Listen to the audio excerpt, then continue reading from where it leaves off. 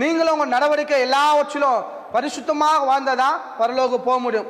கரை திரை அற்ற பரிசுத்தமாக வாழ்ந்ததான் பரலோகத்துக்கு போக முடியும். நீங்க எதனா ஒரு சின்ன சின்ன காரியத்தை ஊழியக்காரர் அட்ஜஸ்ட் பண்ணி பாருங்க. சின்ன சின்ன காரியத்தை வீட்டுக்காரர் அட்ஜஸ்ட் பண்ணிப்பாரு. சின்ன சின்ன காரியத்தை மனைவி அட்ஜஸ்ட் பண்ணிப்பாங்க. சின்ன சின்ன பாவத்தை முதலாளி வேலை செய்யற முதலாளி அட்ஜஸ்ட் பண்ணிப்பாரு. சின்ன சின்ன பாவத்தை ஜனங்கள் அட்ஜஸ்ட் பண்ணிப்பாங்க.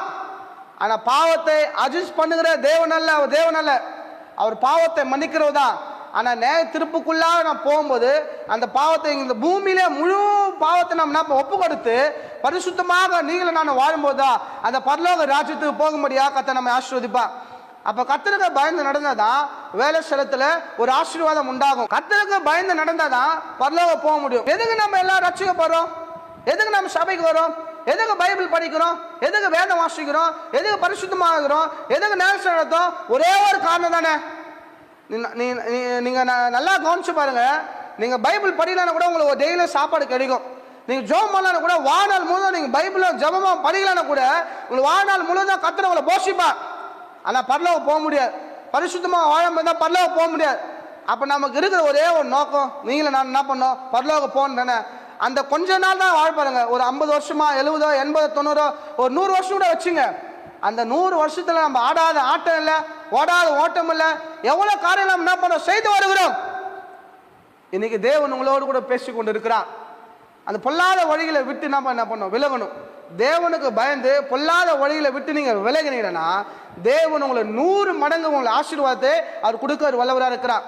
அப்ப பாருங்க, இந்த பூமியில அட்ஜஸ்ட் பண்ற மாதிரி தேவன் அட்ஜஸ்ட் பண்ண மாட்டார். 100% நீ பரிசுத்தமாக வாழ்ந்ததான் நம்ம எங்க போகணும்னா பரலோகம். இதை நம்ம நினைப்புல வச்சுக்கிறோம். எப்பவுமே நம்ம பாவம் செய்தா நம்ம இயேசு சிலுவையில் அறையிறோம். பாவம் செஞ்சா நம்ம பரலோகத்துக்கு போக முடியாது. இந்த 2 நினைப்பை நீங்க மனசுல வச்சுக்கணும்னா நீங்க பாவம் செய்ய முடியாது. அப்படிதான் வேற சொல்லுது, தீமையை வெறுப்பது கர்த்தருக்கு பயப்படுதானே பயம். தயவு செஞ்சு தீமை என்ன பண்ணுங்க? வெறுத்துடுங்க. ஒரு பொய் சொன்னா உங்களுக்கு 1 லட்சம் ரூபாய் பணம் தராங்கன்னா அந்த மானங்கட்ட 1 லட்சம் ரூபாய் உங்களுக்கு என்ன பண்ணுவாங்கன்னா வேணாம். நீ அந்த பொய் சொல்லி உனக்கு 1 லட்சம் ரூபாய் வருதுன்னா அந்த 1 லட்சம் ரூபாய் உங்களுக்கு வேணாங்க. நீ பொய் சொல்லி தேவனுக்காக உண்மையா இருந்தா அதை விட 10 மடங்கு தேவன் உன்னை என்ன பண்ணுவாரு? கொடுத்து உன்னை ஆசீர்வதிப்பா. அவர் எதை எதிர்பார்றாரு? அந்த பொய்யை எதிர்பார்க்கல. அவர் உன்னிடத்துல எதை எதிர்பார்க்கறா? உண்மையை என்ன பண்ணாரு? எதிர்பார்க்கிறார். அந்த உண்மை உனக்குள்ள இருந்தா கர்த்தர் அபரிதமா என்ன பண்ணுவாரு? ஆசீர்வதிப்பா. அடுத்து சொல்றாரு பாருங்க, கர்த்தருக்கு பயப்பட வேண்டும். அடுத்து பெருமை. பெருமை யாருக்கும் இருக்கக்கூடாது. எங்களை பணம் இருக்குது, எங்களை கார் இருக்குது, எங்களை பைக் இருக்குது, எங்களை சொத்து இருக்குது, எங்களை பல விதமான பெரிய பெரிய ஆட்கள் இருக்கிறாங்க சொல்லி என்ன பண்ணுவோம்? பெருமை இருக்கக்கூடாது. நமக்கு தேவையானது என்னன்னா தாழ்மை.